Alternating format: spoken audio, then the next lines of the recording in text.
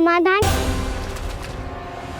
आज के बाद यदि तुमने वृंदावन की निकट उड़ान भी भरी तो तुम सैकड़ों टुकड़ों में फटकर मारे जाओगे पक्षीराज। ये मेरा श्राप है।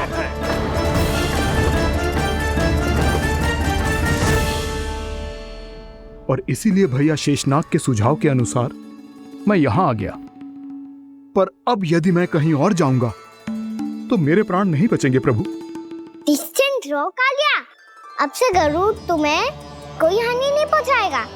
अब तुम्हारे फनों पर मेरी पक्षिंग बन गए कालिया, इसीलिए अब से तुम्हें गरुड़ से कोई भय नहीं होगा। निश्चिंत होकर अपने परिवार के साथ गहरे समुद्र में चले जाओ और सुख से शांति से निवास करो।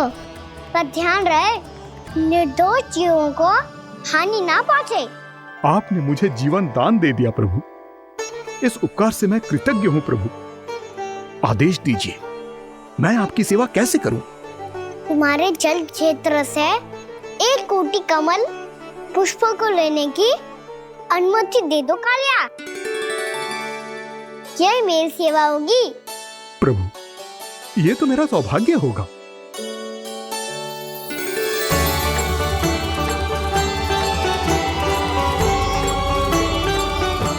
एक कोटि के स्थान पर हम 3 कोटि कमल पुष्प ले आए प्रभु। मैं तुम्हारी सेवा भाव से प्रसन्न हुआ कालिया। रमणक द्वीप पर चले जाओ ताकि तुम्हारे कारण फिर कभी किसी निर्दोष जीव को हानि ना पहुंचे और न ही तुम्हारा विष मेरे प्रिय यमुना नदी के जल को दूषित कर पाए। मैं तुम्हें आशीर्वाद देता हूँ। आज यहाँ मेरे द्वारा तुम्हें दिए गए इस आदेश का स्मरण जो भी भक्त करेगा और प्रातः काल और संध्या काल में इसका उच्चारण करेगा, उसे फिर कभी किसी संकट से कोई भय नहीं होगा। ये स्थान अब से काला कुंड के नाम से जाना जाएगा। यहाँ पर स्नान करने वाला और देवताओं को इस क्षेत्र से जल का अर्घ्य देकर प्रसन्न करने वाला भक्त यदि मेरा स्मरण करके पा सकेगा तो वो अपने सभी पापों से शीघ्र ही मुक्त हो जाएगा।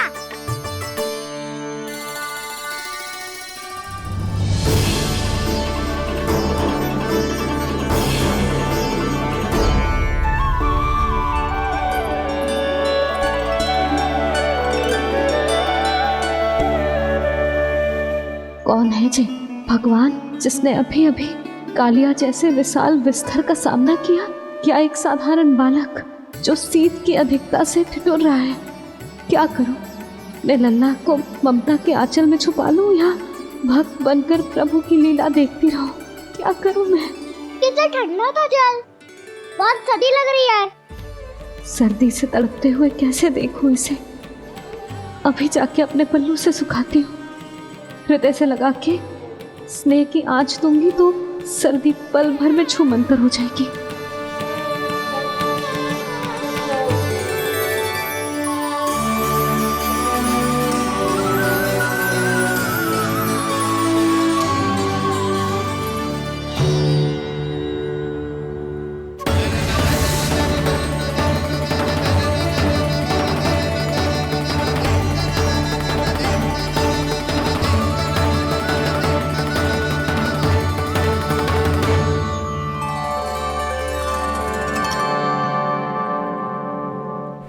मेरी आवश्यकता ना है इसे।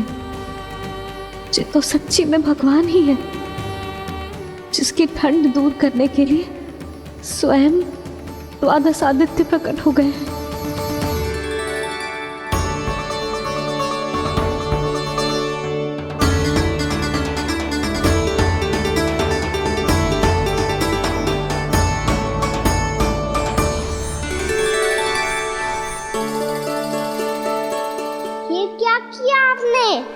मैया मुझे अपने हृदय से लगाने वाली थी कि आप सब प्रकट हो गए।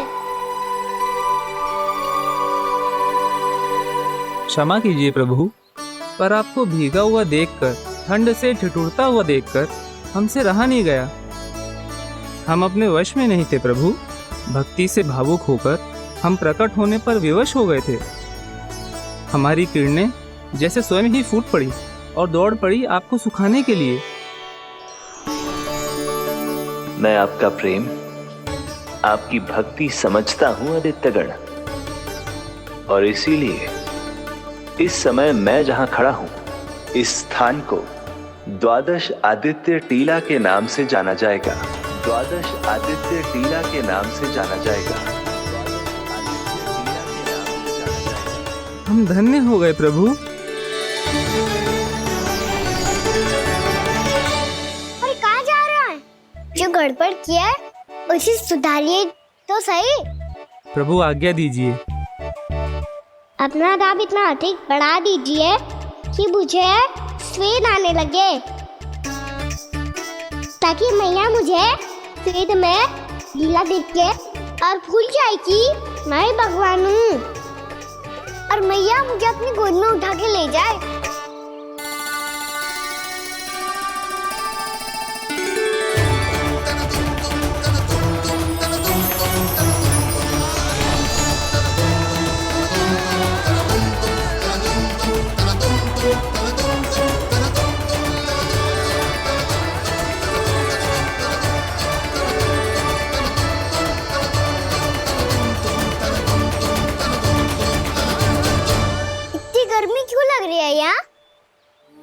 श्वेत की एक बूंद भी आती थी तो मैं अपना आंचल लेकर पहुंच जाती थी इसके पास। जानती ही नहीं थी कि चेतु स्वयं वायुदेव को आदेश दे सकता है कि वो बहने लगे और उसका सारा श्वेत सुखा दे। वायुदेव की आवश्यकता नहीं है मैया, मुझे आप ही चाहिए। लगता है जिस बात का भय था वही सत्य होने लगी है। भैया मेरे भगवान रूप को भूल नहीं पाएगी, और अब मेरे लिए उनके सत्य छुपा कर रख पाना कठिन हो जाएगा। कृष्णा कृष्णा हरे कृष्णा कृष्णा कृष्णा मुरली मनोहर कृष्णा गोपाला गोविंदा हे दामोदरा।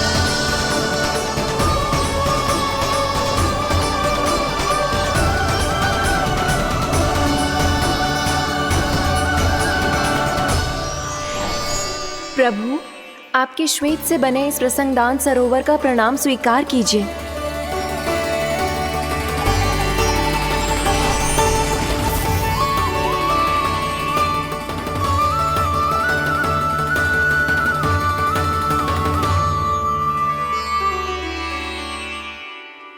ओहो, इस चमत्कार को देखकर भैया को और भी अधिक विश्वास हो जाएगा कि मैं भगवानी हूँ।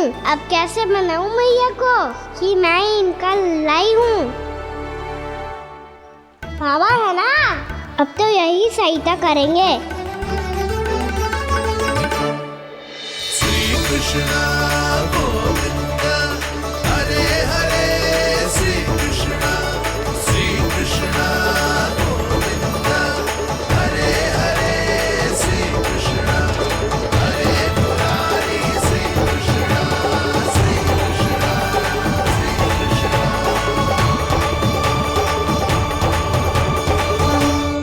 बाबा एक कोटि ना, मैंने तो 3 कोटि कमल पुष्पों का प्रबंध कर दिया है और चिंता करने की आवश्यकता ना है। 1 कोटि कमल के स्थान पर 3 कोटि कमल पुष्प मिल गए हैं। हाँ कान्हा, मैं उचित संदेश के साथ ये सारे पुष्प उस कंस के पास भिजवाता हूँ। महाप्रक्रमी कान्हा की जय। वृंदावन रक्षक कान्हा की जय। महाप्रक्रमी कान्हा की जय। भानु जी नंदराज। बाकी गांव वालों को लेकर ये सारे पुष्प इकट्ठा करो और कंस के दरबार में पहुंचाओ। जी।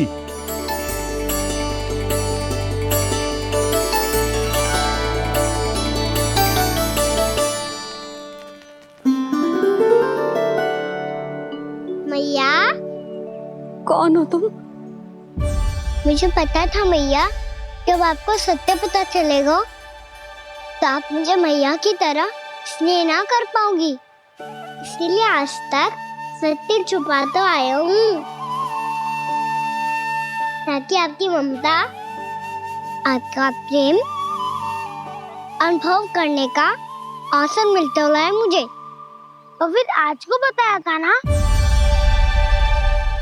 जो रहस्य तुमने बरसों तक छिपाया था, उसका भेद खुलने में तुम्हारा ही योगदान है। मुझे कालिया के शीश पर अपने पद चिन्ह रखकर उसे मुक्त कराना था दाऊ। वचन दिया था मैंने उसे। इसके अतिरिक्त निर्दोष पशु पक्षियों के जीवन को कालिया के विष से ही बचाना था मुझे। इसमें कंस को तो सम्मिलित करना ही था, ताकि जब मैं कालिया का सामना कर रहा हूँ तो वो किसी और असुर को समस्या बनाकर वृंदावन ना भेज दे। पर इस सबसे बड़ा एक कारण और था दाऊ। मैं चाहता था कि मैया को सत्य पता चल जाए। पर क्यों कहा ना? क्योंकि मुझे लगने लगा था कि मैया से ये रहस्य छुपाकर इनके साथ धोखा कर रहा हूँ। अपराध बोझ से दबा जा रहा था मैं।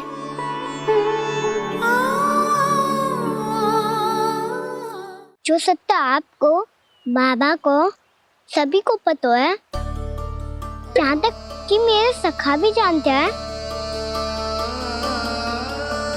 वो सत्य मैंने मैया से छिपाया केवल इसी लोभ में कि मुझे इनकी ममता प्राप्त होती रहे। पर ऐसा करके मैं अपने से निस्वार्थ प्रेम करने वाली मैया को धोखा दे रहा था। आप ही बताओ दाऊ, जो इस संसार में मुझसे सबसे अधिक भरोसा करता है, उसी के साथ छल कैसे कर सकता हूँ मैं? हाँ, मैं नारायण का अवतार हूँ, पर अपनी मैया का छोटा सा लल्ला भी तो हूँ।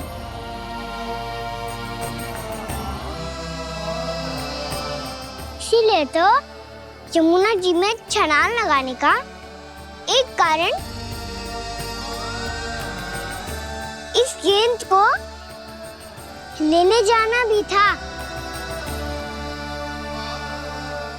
स्नेह से बनाई थी मैया ने गेंद, इसे अपने से दूर कैसे होने देता मैं?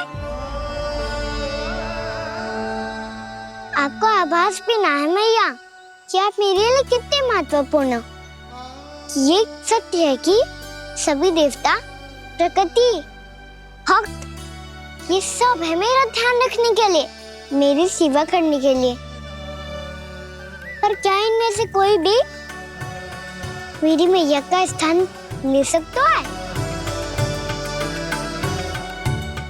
और आप भी तो यही चाहती थी कि मैं आपका लल्ला बन के आऊं, कि मैं आपका लल्ला बन के आऊं, कि मैं आपका लल्ला बन के आऊं। आज जैसे आपने मुझे अपनी गोद में लिटा रखा है, क्या कुछ ऐसा नहीं हो सकता कि शीघ्र ही मुझे आपको अपनी गोद में खिलाने का अवसर मिल जाए? मैया, नारायण का अवतार होना क्या इतनी बड़ी समस्या है कि आप हृदय से भी राह लगा सकते? मैया,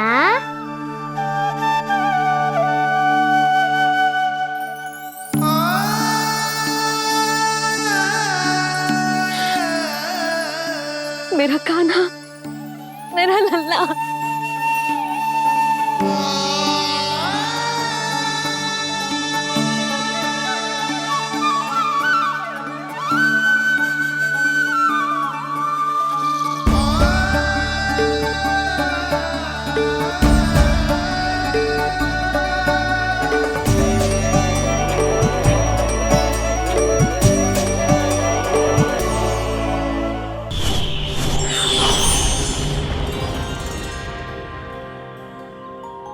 श्री नारायण के वाहन पक्षीराज गरुड़, मैं संपूर्ण सर्प जाति की ओर से आपसे एक निवेदन करने आया हूँ।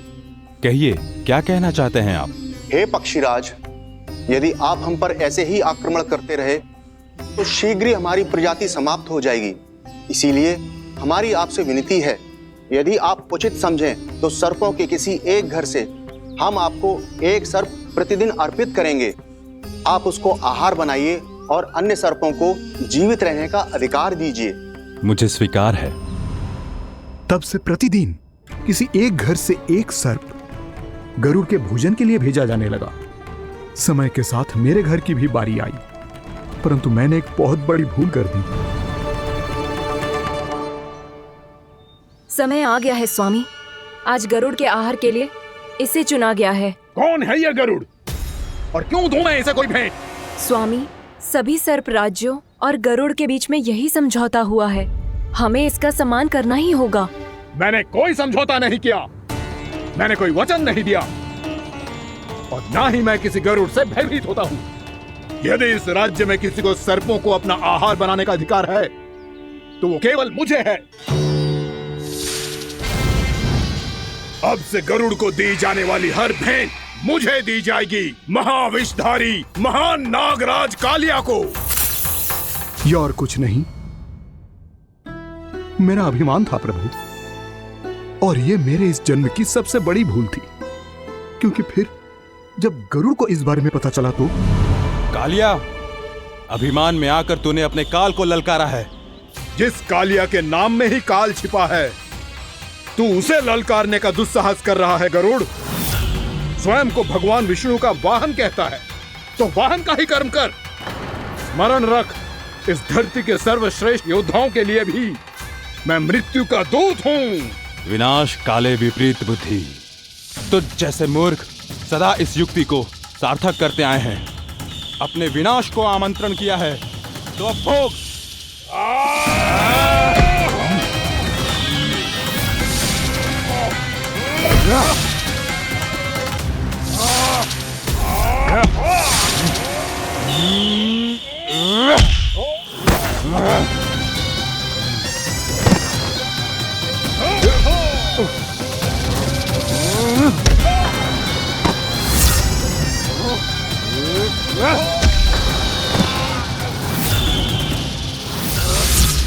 जिसने मेरा भोजन चुराने की धृष्टता की है वो इसी योग्य है। तू मुझे जानता नहीं है गरुड़, मैं महाविषधारी नाग कालिया हूँ। तेरा इतना दुस्साहस कि तूने मुझ पर चरण से प्रहार किया।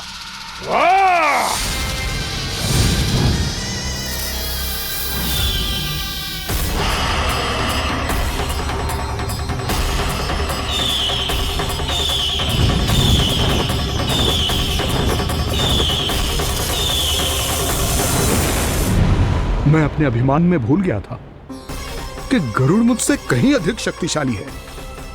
इसलिए अपने प्राणों की रक्षा करने के लिए मैं एक स्थान से दूसरे स्थान भागने लगा।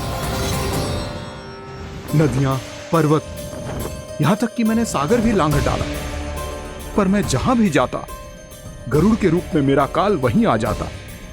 इसीलिए मृत्यु की आशंका से भयभीत होकर मैं अपने बड़े भाई मां कद्रु के प्रथम पुत्र अनंत शेषनाग से राय लेने चला गया। भैया, मैं यहां आपसे आपकी सहायता लेने आया हूं। मेरी एक छोटी सी भूल के कारण यह गरुड़ मेरा पीछा कर रहा है। मुझे हर समय हर स्थान पे ढूंढते रहता है। यदि उसने मुझे ढूंढ लिया तो वो निश्चित ही मेरे प्राण ले लेगा। मुझे कोई ऐसा स्थान बताइए जहां मैं अपनी पत्नी और अपनी संतानों के साथ शांति से रह सकूं। तुम यमुना नदी के किनारे वृंदावन क्षेत्र में जाके वास करो कालिया। गरुड़ वहां प्रवेश नहीं कर सकता क्योंकि उसे ऋषि सौबरी का श्राप मिला हुआ है।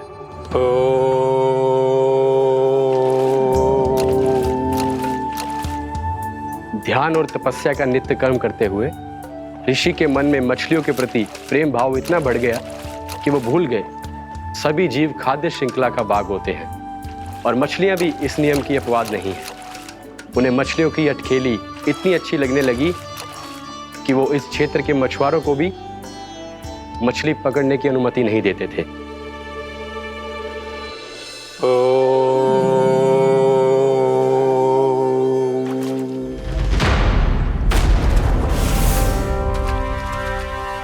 उस दिन वो उस पक्षी को नहीं रोक पाए, पर तब से सावधान रहने लगे।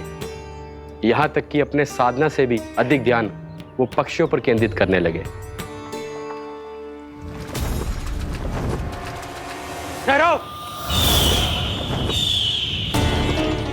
इसी क्षण अपनी चोंच में पकड़ी इस मछली को छोड़ दो।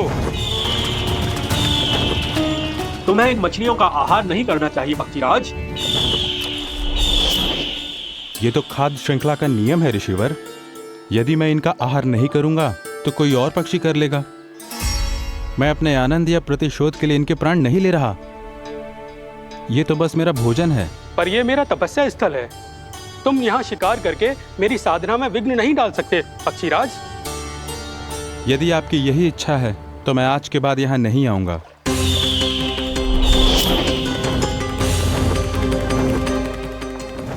पर आज ये मछली मेरे आहार के रूप में पकड़ी जा चुकी है। मैं वचन देता हूँ ऋषिवर, इस स्थान पर ये मेरा अंतिम शिकार होगा।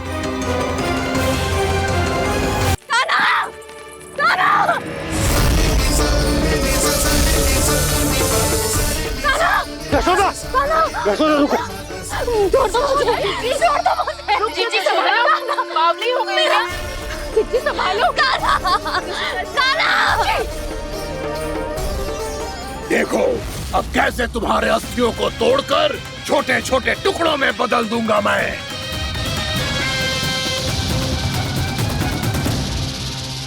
अगर आप जाओगी तो आप भी फंस जाओगी। अपने लल्ला के लिए मैं किसी भी संकट का सामना करने के लिए तैयार हूँ। छोड़ो ना यशोदा, हमें कोई और उपाय खोजना पड़ेगा। कोई और उपाय? आप देख ना रही मेरा काना किस दशा में है। काना मैया के वश में नहीं है, नहीं तो ये अपने लल्ला के लिए साक्षात काल का भी सामना कर ले। ये तो केवल कालिया नाग है।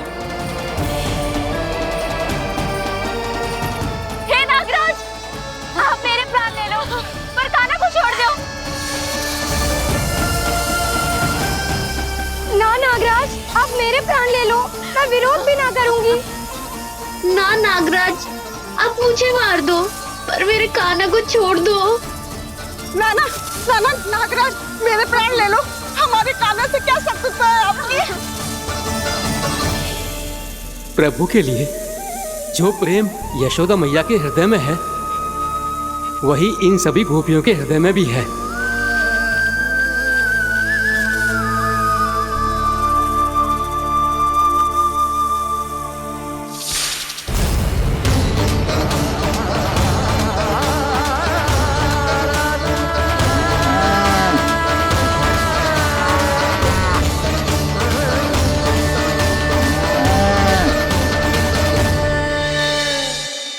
यशोदा, यशोदा,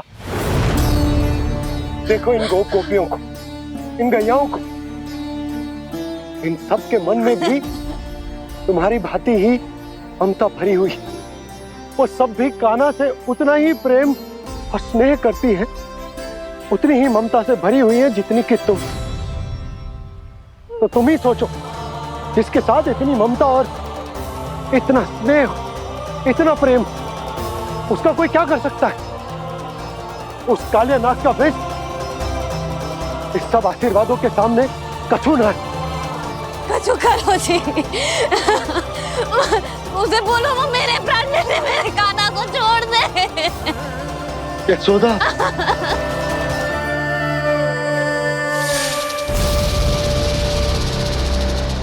केवल इन्हीं में नहीं देवराज, नाग पत्नियों के हृदय में भी ममता का वही प्रेम उमड़ रहा है। देखिए। मैं आपके हाथ जोड़ती हूँ स्वामी, इस बालक को छोड़ दीजिए। ये अवश्य ही कोई दिव्य आत्मा है स्वामी। हम आपसे विनती करते हैं स्वामी, इस नन्हे बालक को हानि मत पहुंचाइए स्वामी। मेरी पत्नियां मेरे ही शत्रु के लिए विनती कर रही हैं। अब यदि इसके पक्ष में एक शब्द भी कहा तुम सबने, तो मैं इस बालक से पहले तुम सबके प्राण ले लूंगा। हो रहा प्रसन्न नाग कालिया, विजय को निश्चित जान। रोते बिलखते व्याकुल सब, संकट में देख कान्हा के प्राण।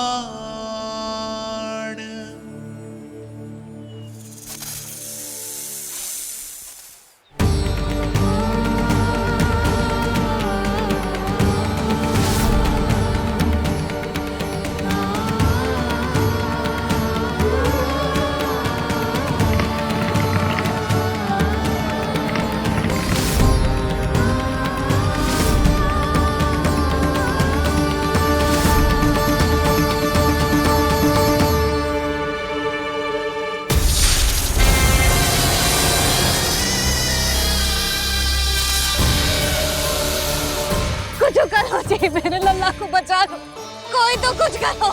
जीजी संभालो जसोदा।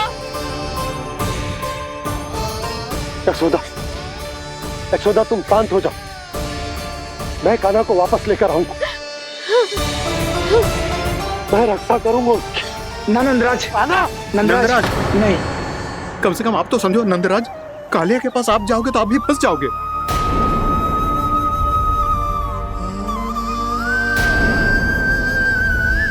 बलराम, तेरा भाई इतनी भीषण संकट में है और तुझे जरा भी दुख ना हो रहा? क्या आप सब अब तक नहीं समझ पाए कि कान्हा सच में कौन है? छोटे बाबा, आप तो उसका सत्य जानते हैं ना?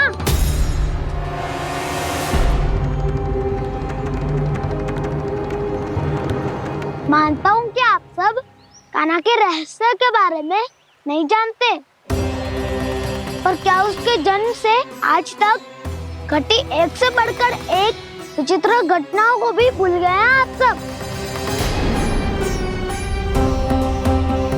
भूल गए हैं कि कैसी पूतना जैसी राक्षसी उसका कुछ बिगाड़ नहीं पाई, कैसे तरनावती जैसा भयानक राक्षस उसे एक खरोच भी नहीं दे पाया था।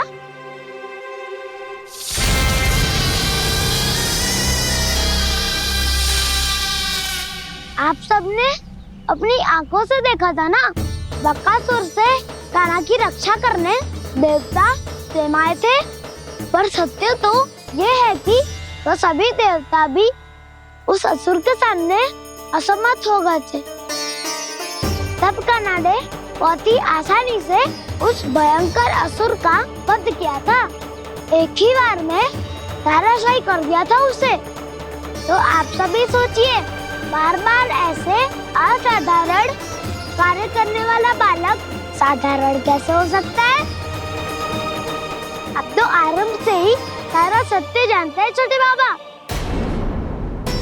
रहस्य छुपाने में सदैव कान्हा की सहायता करते आए हैं आप, और आज आप स्वयं ही उसके सत्य को भूल रहे हैं। और तुम सब भी तो जानते हो कान्हा की शक्तियों के बारे में, तो क्या तनिक भी विश्वास ना है अपने सखा पे? बलराम, जे तू क्या कह रहा है? मैंने जो कहा उसका एक एक शब्द सत्य है छोटी माँ। यदि प्रभु की इच्छा हुई तभी कुछ ही क्षणों में सब कुछ अपनी आंखों से स्वयं अनुभव कर लेंगे आप।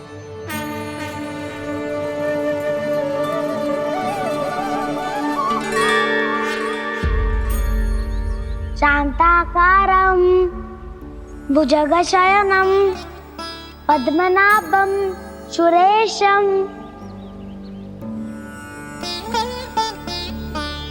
विश्वाधारं गगनसदृशं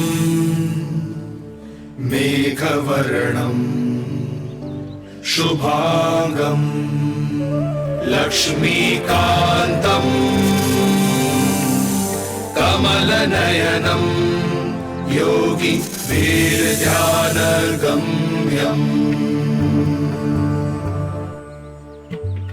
वन्दे विष्णुं भवभयहरं सर्वलोकैकनाथम्।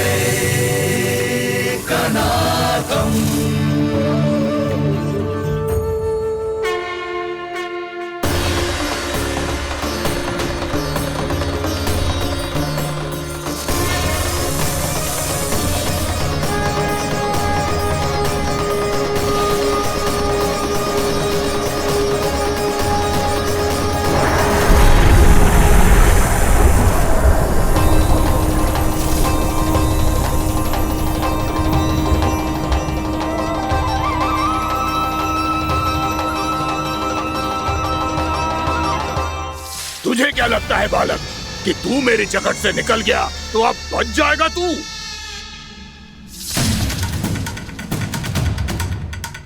मेरे विष से अपनी प्राण रक्षा करने में सफल रहा, मेरी जगत से भी छूट गया, पर मेरे दंश से नहीं बच पाएगा।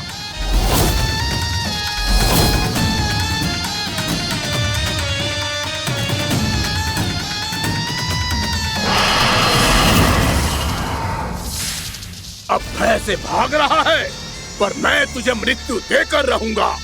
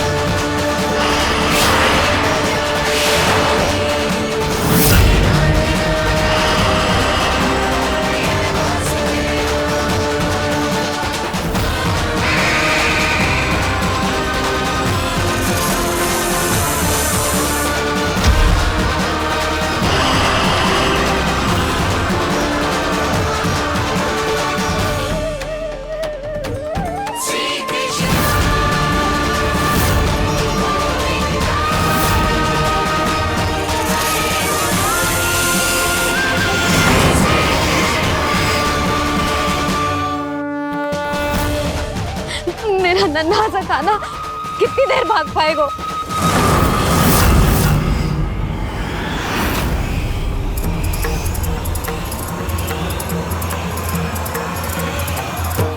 और कितनी प्रतीक्षा करोगे मेरी भक्त कालिया? भक्त नहीं, काल हूँ मैं तेरा। जब अहंकार का मुकुट बुद्धि को ढक लेता है तो भक्त अपने भगवान को भी नहीं पहचान पाता। व्यर्थ की पहेली में मत उलझा बालक। ना मैं भक्त हूँ और ना तू भगवान।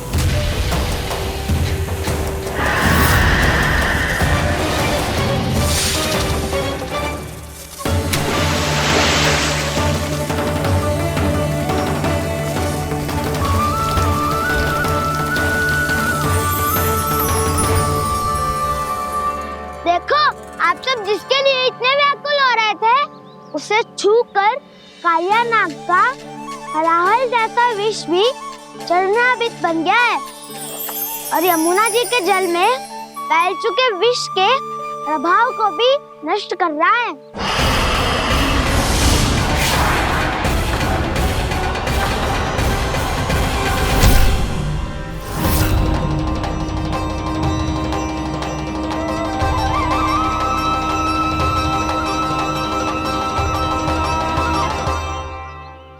धर्म रक्षक अधर्म विनाशक प्रभु श्री कृष्ण का कौशल सचमुच अद्वितीय है।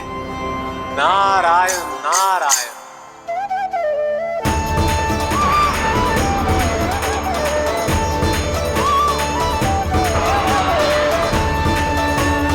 मेरा भाग तुम्हारे भीतर के अहंकार का प्रतीक है कालिया। अब तुम्हारा अहंकार, तुम्हारा अनपान मेरे पाँव के नीचे है और तुम्हारी पूंछ अर्थात तुम्हारे प्राण मेरे हाथों में। सूर्य भक्त।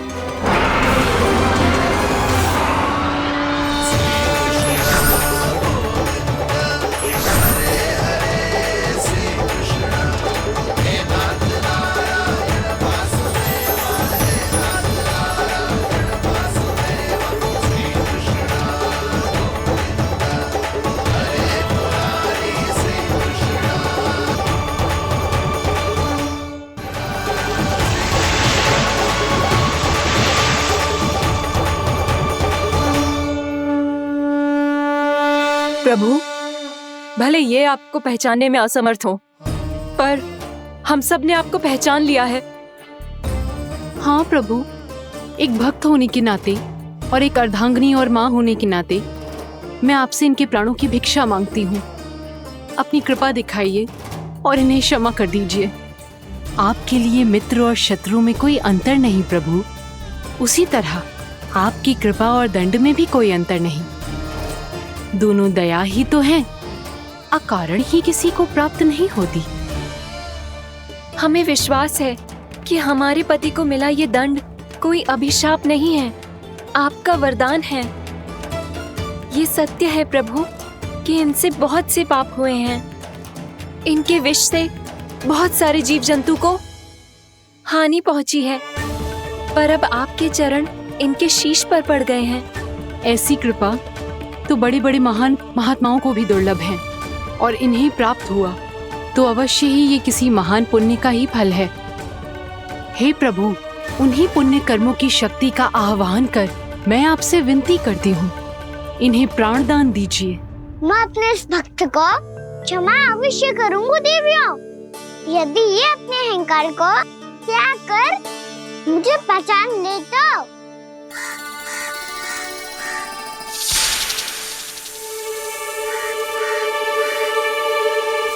मैं तुम्हें श्राप देता हूँ, जितनी विषैली तुम्हारी जिह्वा है उतने ही विषैले सर्प बन जाओ तुम।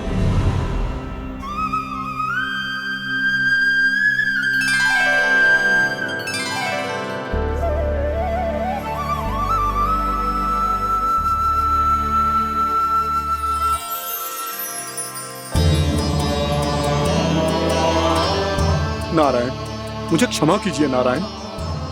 मैं तो आपका परम भक्त था, किंतु मैं आपको पहचान नहीं सका। इसका दंड तो मुझे मिलना ही था, किंतु मैं अब प्रायश्चित करना चाहता हूं। इसके लिए यदि आप मेरे प्राण भी ले लेंगे तो भी मुझे कोई दुख नहीं होगा। मैं अपना जीवन, मृत्यु और अपना अस्तित्व सब कुछ आपको समर्पित करता हूं। तुम्हें तुम्हारी क्रोध के कारण श्राप मिला, जिसे विशाल सर्प के रूप में तुम्हारा जन्म हुआ, और सर्प का तो स्वभाव है विष फैलाना। इसीलिए तुम्हें दंड नहीं दूंगा मैं। सिर्फ सभी अपराधों का पश्चाताप कर लिया, इसीलिए मैं तुम्हें क्षमा करता हूँ कालिया।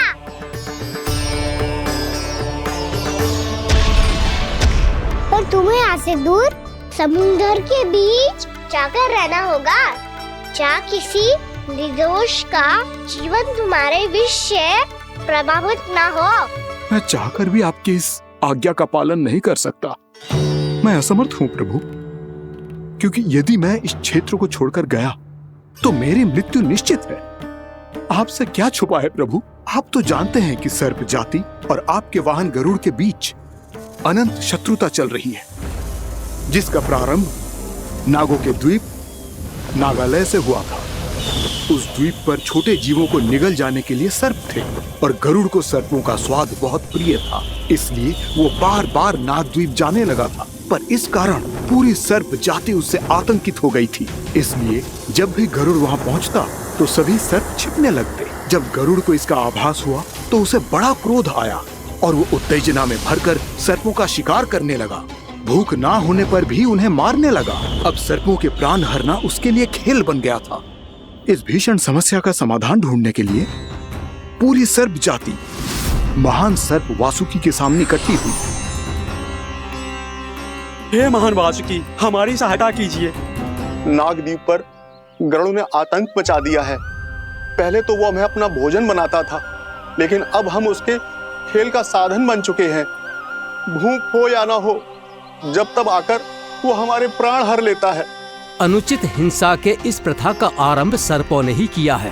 पहले आप सबने पूरे द्वीप पर अधिकार कर लिया, फिर आहार के साथ साथ आनंद के लिए भी आप सभी ने निर्दोष जीवों की हत्या की।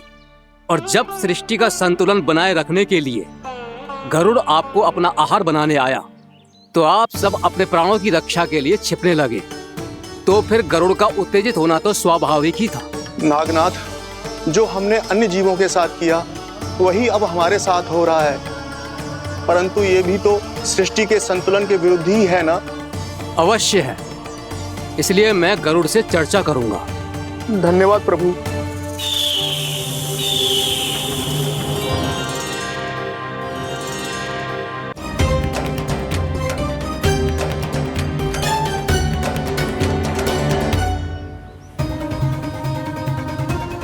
कान्हा, तू ऊपर क्यों चढ़ रहा है? अरे ऊंचाई से देखूंगा तभी तो गेंद दिखेगी।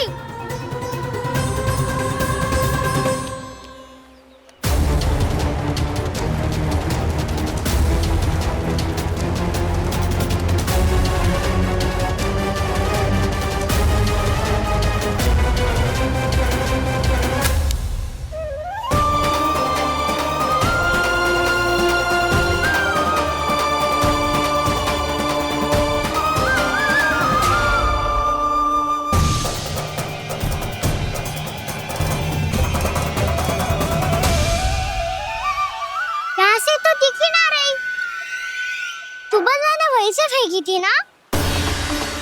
ना, वहाँ से फेंकी थी।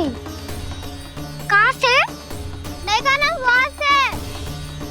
समझ में आ रहा? ठीक बताना, कहाँ से फेंकी थी?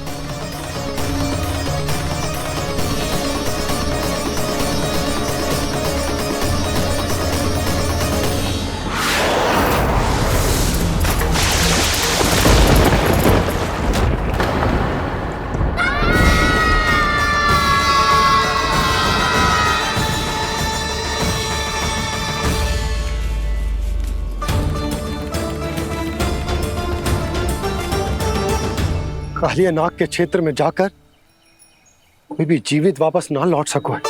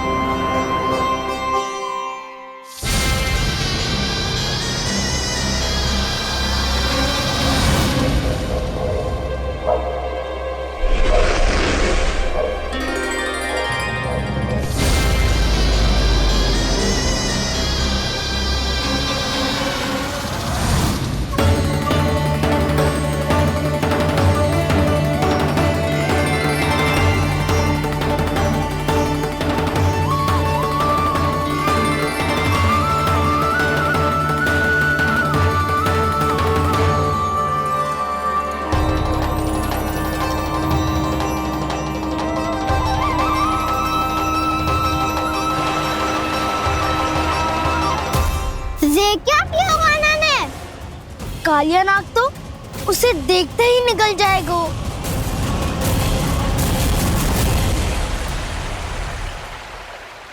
तो आरंभ से अब तक सब कुछ उसकी लीला का ही भाग था।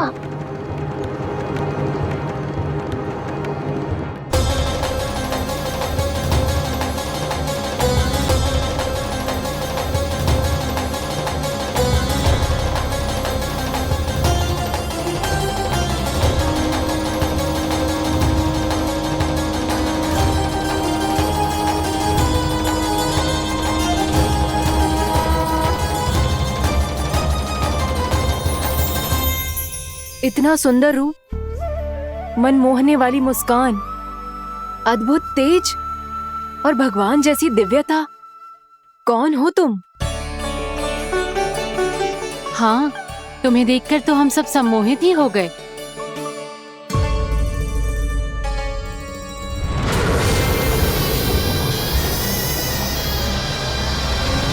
तुम जो भी हो बालक, वापस लौट जाओ। हमारा हृदय तुम्हें ही देखते रहना चाहता है, किंतु यदि हमारे पति जाग गए तो तुम्हें अवश्य हानि पहुंचाएंगे। ये बहुत विषैले है बालक, कालकोट जैसे भयानक। इनके विष से तुम नहीं बच सकोगे। नंदराज, कालिया नाग के विष का प्रभाव बढ़ते ही जा रहा है। पहले 8 कोस तक उसके विष का प्रभाव था, अब तो 1 योजन से अधिक क्षेत्र में फैलो है। जल पीने के प्रयास से अनेक पशु मारे गए हैं और नदी के निकट के वृक्ष और वनस्पति सब नष्ट होने लगे।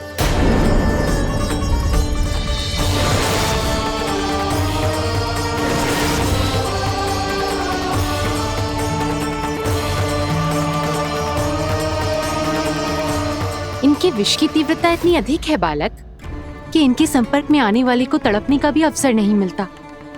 इनके विष की अग्नि क्षण भर से भी कम समय में प्राणवायु को जलाकर राख कर देती है।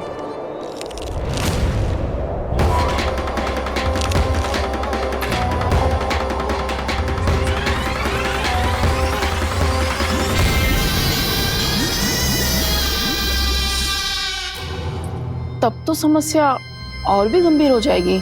मैंने तो सुनो है कि कालिया नाग कम से कम 2 योजन लंबा है, सैकड़ों फन है उसके।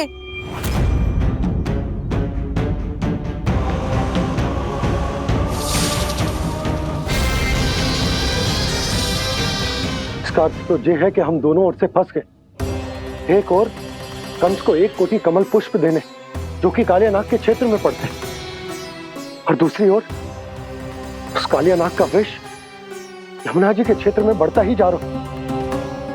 इसके कारण हम ही नहीं, निर्दोष पशु पक्षी भी संकट में। इन दोनों समस्याओं का एक ही समाधान है, उस कालिया नाग का सामना करना। और ये ना समझ आ रहा कि हम ये करेंगे कैसे, क्योंकि ये बात साधारण मनुष्य के बस की ना है। हमारे लिए ये असंभव है।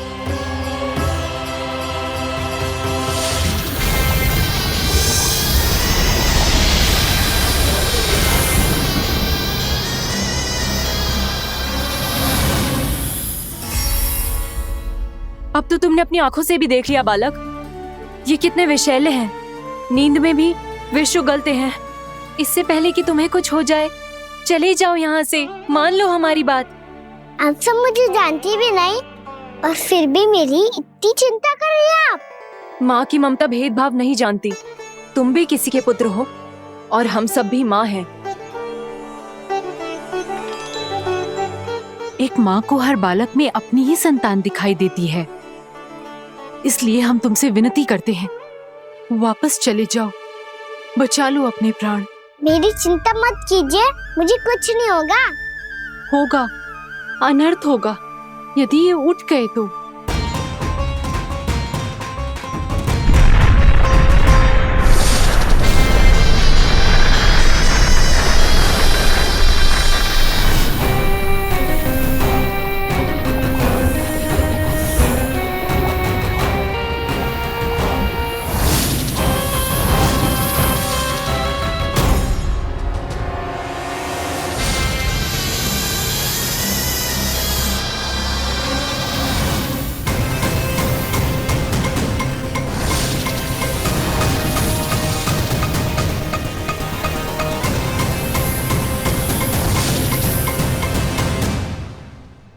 सामने होते हुए भी अपने इश्क को केवल वही देख सकता है जो अपना अभिमान त्याग चुका हो।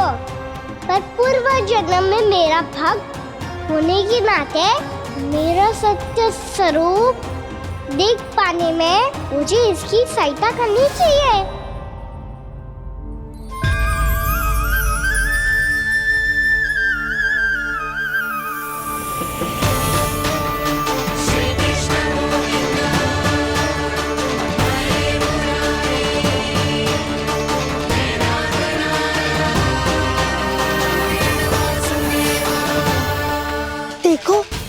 तुम्हारा छोटा सा काना कैसे डट के खड़ा हुआ है, इतने विशालकाय, इतने महाभयंकर सबके सामने।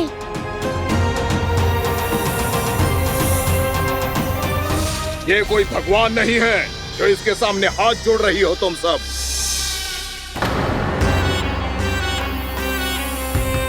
एक सामान्य साधारण बालक है ये, जो ये तक नहीं जानता कि इसके सामने है इसका काल, कालिया। तू कौन है बालक? मेरे इतने निकट आकर भी तू जीवित कैसे है? मेरी नहीं, अपनी चिंता करो कालिया। बहुत मनमानी कर ली तुमने। अब बस मैं तुम्हें रोकना हूँ। अब बस मैं तुम्हें रोकना हूँ। मैं तुम्हें रोकना हूँ। बित्ते भर का है तू, मेरे विष के बारे में जानता ही क्या है? और कहता है मुझे रोकने आया है। किससे? किससे रोकना चाहता है तू मुझे? मुझे क्रोध दिलाने की भूल मत कर बालक। अपनी फुंकार से ही तेरी इस मुस्कुराहट को अंतिम मुस्कुराहट बना सकता हूं मैं। शीघ्र बता, कौन है तू और किसने भेजा है तुझे? तुम्हें आवाज भी है कि अपनी पुकारों से तुम कितना विष भूल चुके हो। पवित्र यमुना नदी को कितना दूषित कर दिया तुमने। और यही नहीं, तुम्हारे कारण निकट के जीव जंतुओं, वृक्ष, वनस्पतियों सबको हानि पहुंच रही है। तो क्या? मुझे उससे क्या? मुझे है, मुझे है। आपत्ति है मुझे तुम्हारे इस व्यवहार से, और इसीलिए तुम्हें यहाँ से जाना होगा, यहाँ से जाना होगा।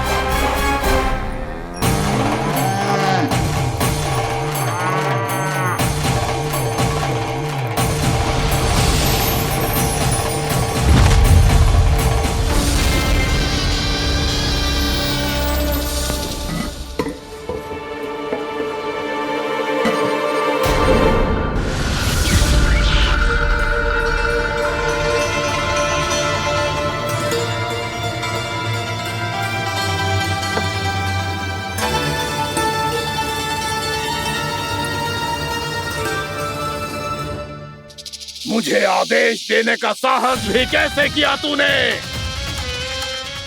इस क्षेत्र को मैंने अपना राज्य बनाया है, मेरा परिवार रहता है यहाँ, और तू मुझे यहाँ से जाने के लिए कह रहा है? हाँ, क्योंकि तुम्हारे यहाँ रहने के कारण अन्य जीवों को हानि हो रही है, और मैं ऐसा नहीं होने दे सकता। मैं तो बस वही कर रहा हूँ जो एक सर्प का स्वभाव है। विष फैलाना स्वाभाविक है मेरे लिए, इसलिए मुझे चुनौती मत दे बालक। चुनौती तो मैं दे चुका हूँ कालिया। अब तो बस तुम्हें स्वीकार करनी है।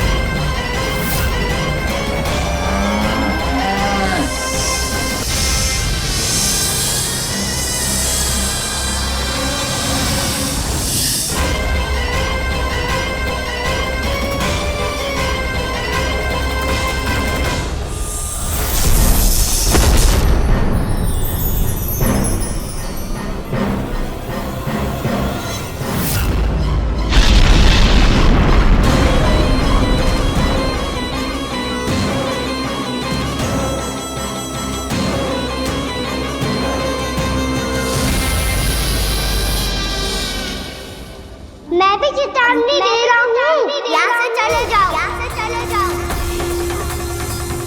अपनी भूल को पहचानो कालिया, तुम जो कर रहे हो अनुचित है।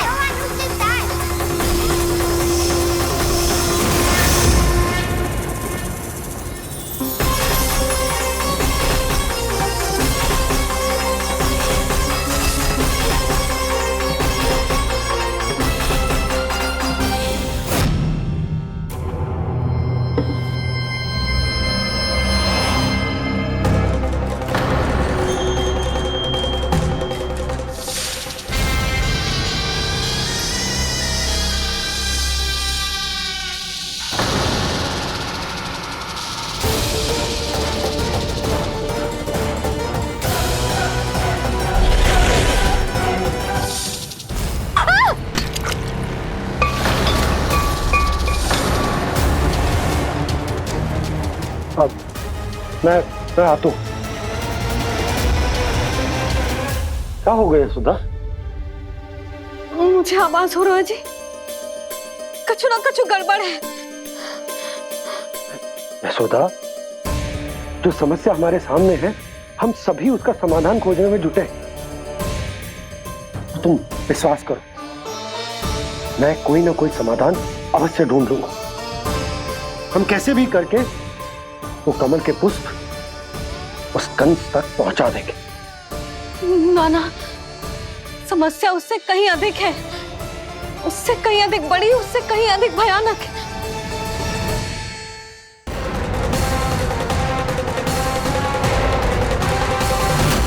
विस्की ये बूंद से ही सबके प्राण चले जाते हैं।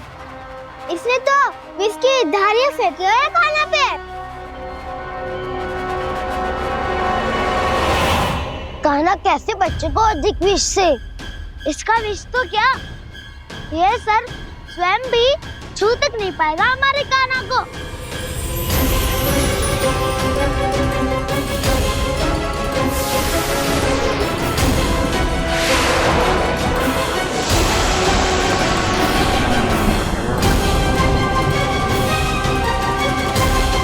तुम्हारे सखा को, मेरे भाई को कोई हानि नहीं पहुंचा पाएगा। ये कान्हा का सत्य चाहे जो हो बलराम, पर अभी तो जो एक बालक ही है ना।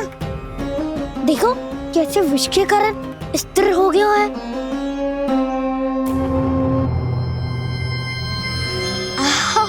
हाउ सर्फ ने कितनी आसानी से अपनी पूंछ से बांध लिया है। मुझे यहाँ से भगाना चाहता था ना तू? अब मैं तुझे दिखाऊंगा अपना सामर्थ्य। ये मूर्ख किसे बांधना चाहता है अपनी पूंछ में? उन्हें जिनका विस्तार सारे ब्रह्मांड में है, या उन्हें जो स्वयं अनंत है? पर देवराज, प्रभु ऐसा करने ही क्यों दे रहे हैं कालिया को? आप सब भूल रहे हैं देवगण। कालिया पूर्व जन्म में प्रभु का बहुत बड़ा भक्त था। उसी भक्ति का फल मिल रहा है अब इसे। वैसे भी भक्तों के मन का भाव सबल हो तो भगवान तो सहज ही बंध जाते हैं।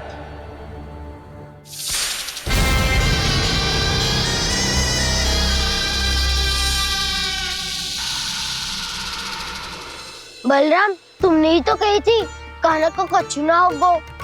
देखो उस दुष्ट ने चारों ओर से जकड़ लियो है।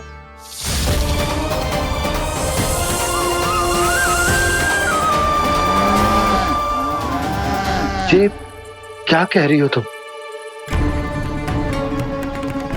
जसोदा जी, क्या हुआ? घबरा क्यों रही हो आप? सुलक्षणा, मुझे आभास हो रहा है कुछ बहुत बड़ी अनहोनी हो गई है। नंदराज, नंदराज, नंदराज!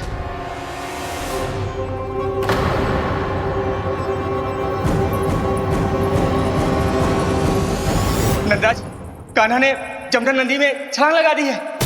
कान्हा ने जमदग्नि नदी में छलांग लगा दी है।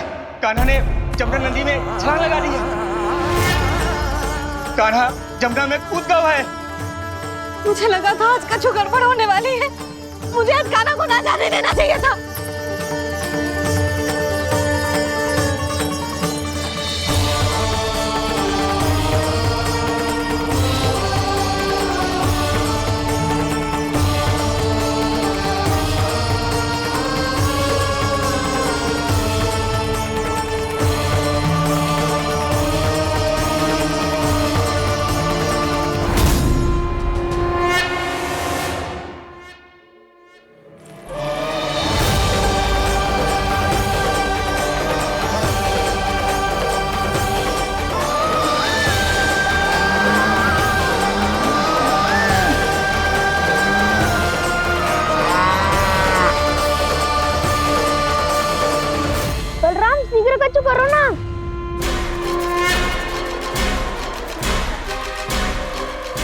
कुछ भी करो पर कान्हा को बचाओ। नाग बहुत भयंकर है, कान्हा अकेले ना संभाल पाएगा इसे।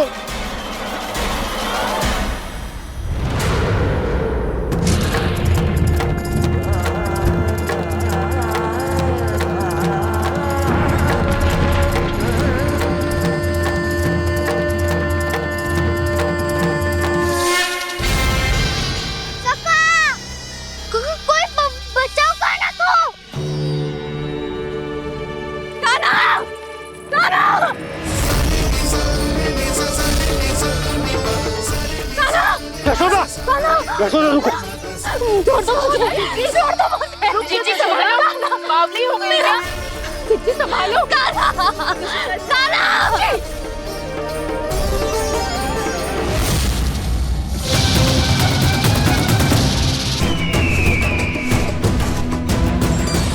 नारायण हरि, नारायण हरि।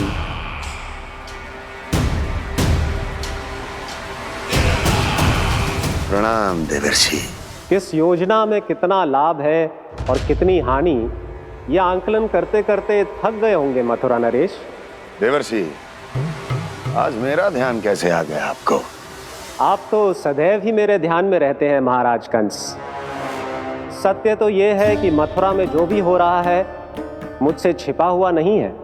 मैं जानता हूं कि आप किसी भी असुर को वृंदावन क्यों ना भेजें, और वो असुर कितना भी शक्तिशाली क्यों ना हो, कृष्ण का सामना नहीं कर पाता।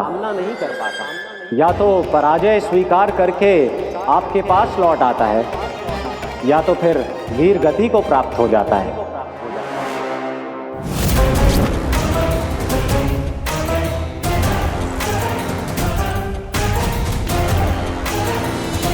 वाह, मुझे मेरी असफलताएं स्मरण कराने आए हैं, मेरे घाव को खुरेदने आए हैं, उन पे नमक छिड़कने आए हैं।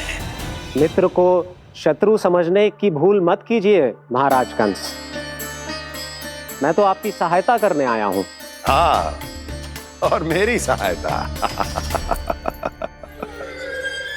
कृष्ण विष्णु अवतार है, आप विष्णु के भक्त हैं। मैं हूं विष्णु द्रोही, फिर भी तो आपके आराध्य को हानि पहुंचाना चाहता है, उसकी सहायता करना चाहते हैं आप। क्या आप निश्चित रूप से कह सकते हैं कि आप ब्रह्मांड के सभी नियमों को अच्छी तरह समझते हैं? अवश्य। आपके लिए बस इतना ही जानना पर्याप्त होगा कि मैं जो कुछ भी कर रहा हूं उसके लिए मेरे व्यक्तिगत कारण हैं। मैं तो बस आपके हित में पिछली बार की तरह एक सुझाव लेके आया था, पर यदि आप मेरा सुझाव सुनना भी नहीं चाहते तो आपकी इच्छा। नारायण हरि, नारायण हरि। कारण चाहे जो हो, इनके पिछले सुझाव के कारण ही आज मेरे शत्रुओं की संख्या कम है। अन्यथा मैं देवकी के अन्य पुत्रों को भी जीवित छोड़ देता, और आज वो सब अपने भाई के साथ मिलकर उसकी शक्ति को अनेक गुना बढ़ा देते। ठहरिए देवऋषि,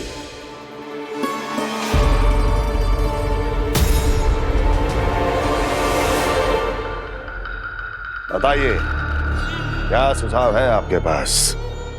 मेरे सुझाव का नाम है कालिया नाग।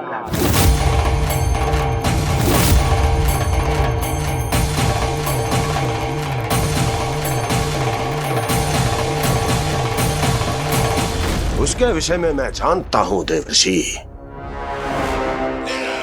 तो समस्या ये है कि मैं स्वयं उससे मिलने नहीं जा सकता, उससे भेंट नहीं कर सकता। उस कृष्ण की हत्या के लिए उसको वृंदावन जाने के लिए तैयार नहीं कर सकता। तो मत जाइए उसके सामने, और ना उसे भेजिए कृष्ण के सामने। हर बार आप किसी न किसी असुर को अपने शत्रु के क्षेत्र में भेजते हैं, जहां शत्रु उसका सामना करने के लिए पूरी तरह से तैयार होता है, और आपका असुर मारा जाता है। इस बार शत्रु को युद्ध स्थल चुनने का अवसर मत दीजिए महाराज। इस बार योजना का जाल ऐसे बुनिए कि कृष्ण स्वयं उसके पास जाने के लिए विवश हो जाए। कालिया नाग स्वयं काल है, मृत्यु का दूसरा नाम है। उसके विष का उपयोग अपने लाभ के लिए कीजिए महाराज। वैसे कालिया के विष की अधिकता का अनुमान तो होगा ही आपको।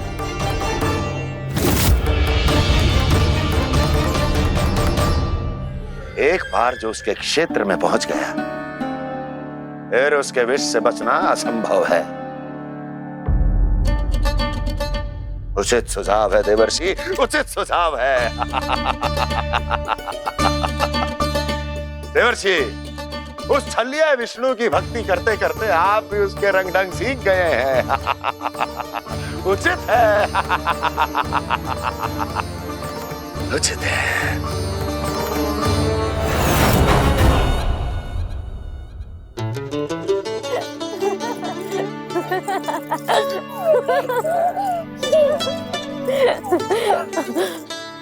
बस बस, बहुत आनंद ले लियो लल्ला।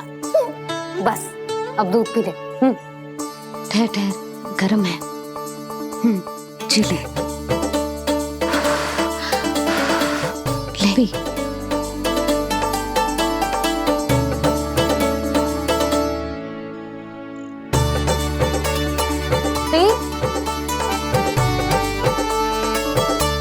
मैं ना होती तो ना जाने क्या होता तेरा। अपने आप दूध भी ना पी सकते है, भावला कहीं का। आपकी इस प्रेम के लिए तो मैं धरती पे आया हूँ मैया। मैं भी यही सोच रहा हूँ यशोदा कि तुम ना होती तो मेरा क्या होता। इसी बात पे थोड़ा दूध और कजू खाने को दे दो। अरे मैं तो भूल ही गई। तनिक ठहर जाओ जी, जे दूध पी लेना तो आपके लिए भी कछु ले आती हूँ।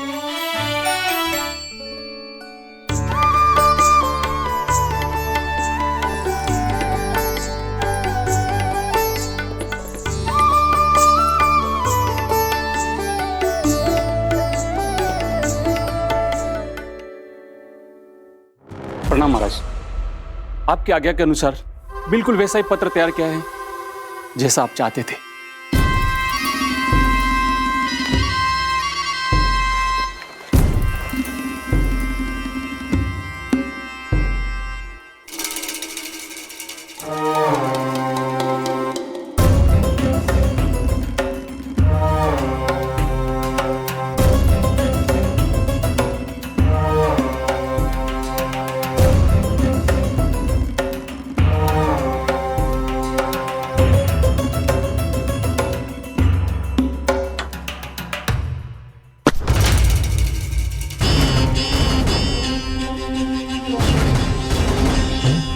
कृष्ण जन्म से लेकर आज तक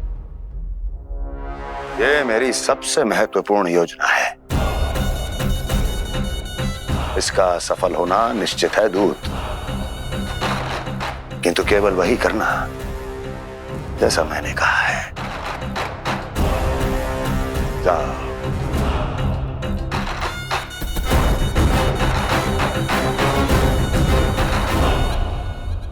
कान्हा,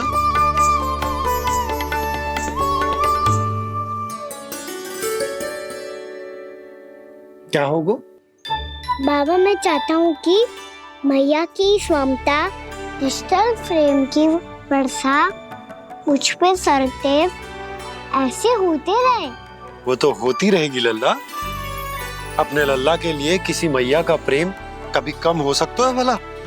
नंदराज, वो मथुरा से एक दूत आयो है महाराज कंस का राजपत्र लेके।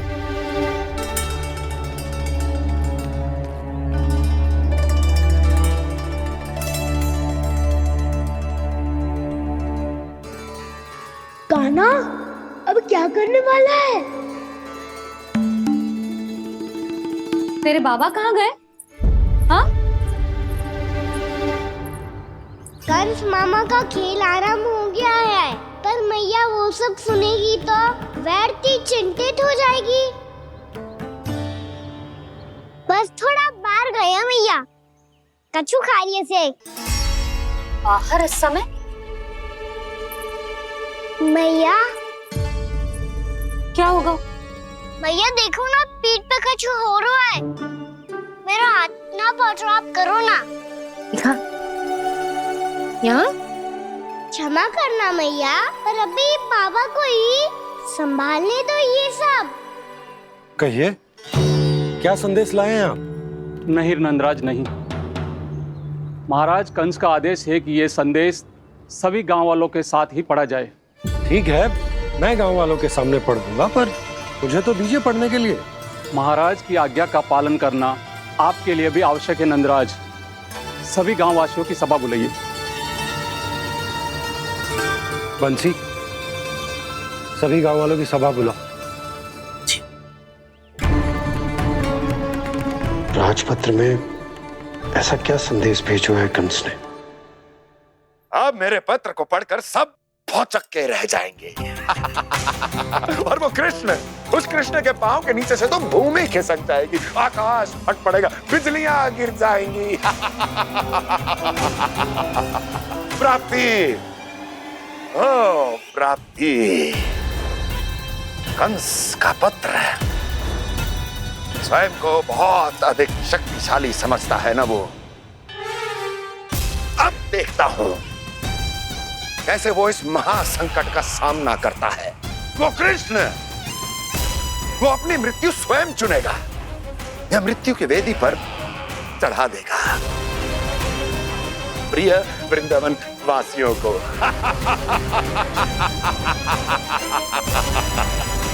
अब आएगा आनंद प्राप्ति, अब आएगा आनंद।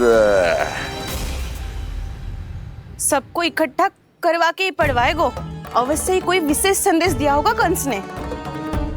मैं भी यही सोच रही हूँ सुलक्षणा जी, कछु ना कछु तो विशेष है, पर जे हो क्या सकता है?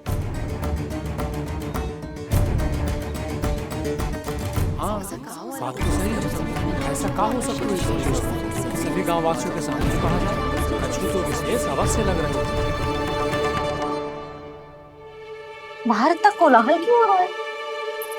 मैया, मैया, अब क्या होगा? मैया देखो ना, सर पे कछु हो रहा है। लल्ला, नारायण ने तुझे हाथ दिए हैं ना? पीठ की बात अन्य थी।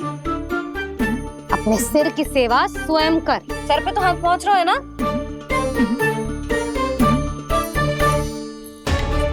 मैया सुनो ना, मैया देखो ना, तीव्र कर कछु हो रहा है। मैया देखो ना, तीव्र कछु हो रहा है।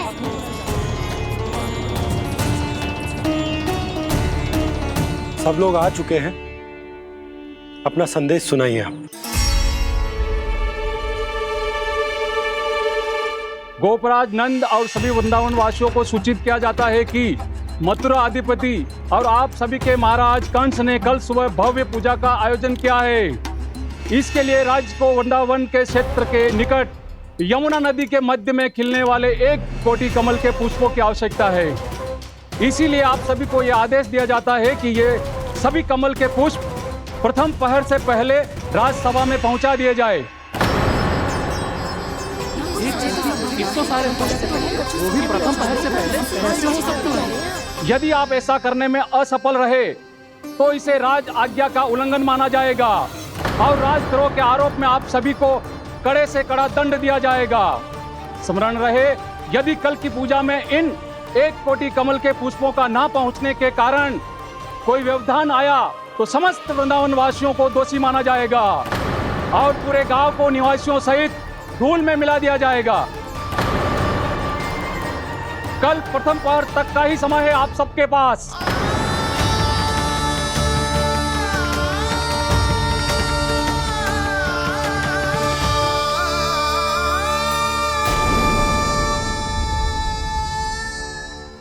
एक कोटि कमल पुष्प, वो भी कल प्रथम प्रहर में?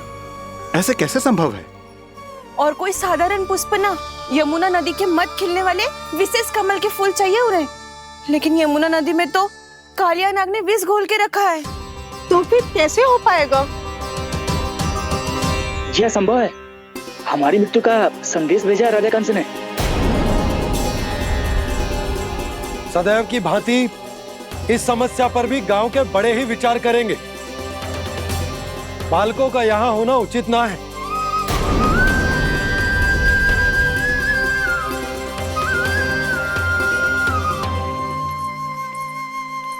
लल्ला ले जे गेंद ले, जा अपने सखाओं के साथ खेल। सुबह उज्जवल, मधुमंगल वसंता, देखो भैया ने क्या दिया है। चलो खेले, बहुत आनंद आएगा आज।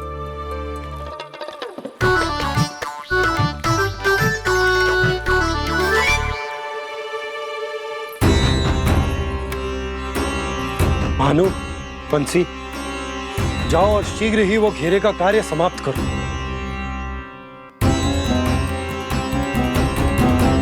पर कछु ना कछु तो करना पड़ेगा ना। पर हम कर ही क्या सकते हैं? पुष्प लाने को और कोई उपाय है भी तो ना। मैं चला जाऊंगा जमुना जी में। वैसे भी मेरे जीवन के कितने दिन शेष बचे हैं। गांव के लिए, समाज के लिए कुछ करके मरूं, तभी तो शांति मिलेगी। ना काका, यदि आप उस विषैले जल में छलांग लगा भी दोगे, किंतु 1 कोटि कमल पुष्प एकत्रित कर पाना आपके लिए संभव ना है। इससे अच्छा है कि मैं चला जाऊं। यदि मैं मर भी गया तो मेरे पीछे रोने वाला कोई ना है। किसी को कहीं जाने की आवश्यकता ना है। गोप नरेश होने के नाते ये मेरा कर्तव्य है कि मैं आप सबकी रक्षा करूं। नंदराज, आपको जाना है तो जाओ। हरिया, काका, भैया सब चले जाओ। लेकिन आपको पता है वहाँ का जल कितना विषैला है।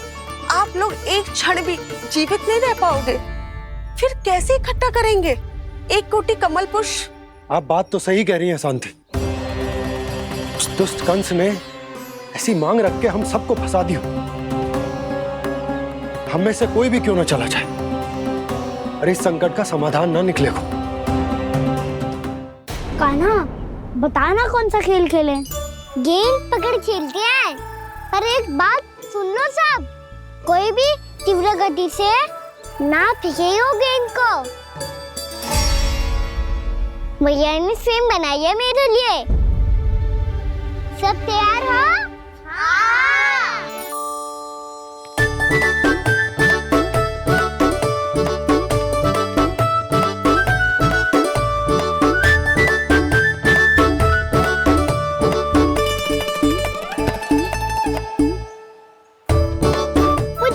मुझे दो।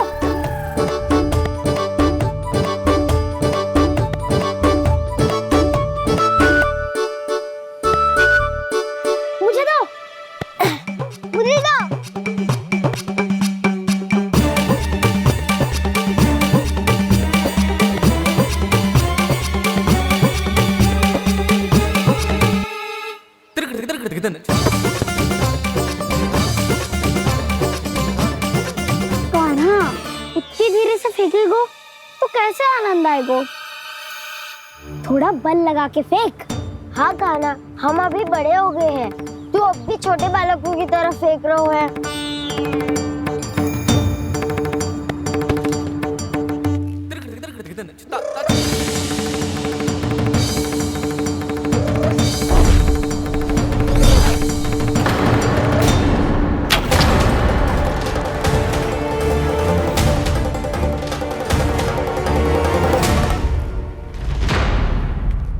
दीदी जी क्या करो कान्हा?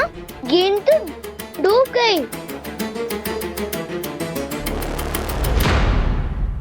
अच्छा, तो ये सब इसकी योजना का भाग था ताकि ये कालिया का सामना कर पाए।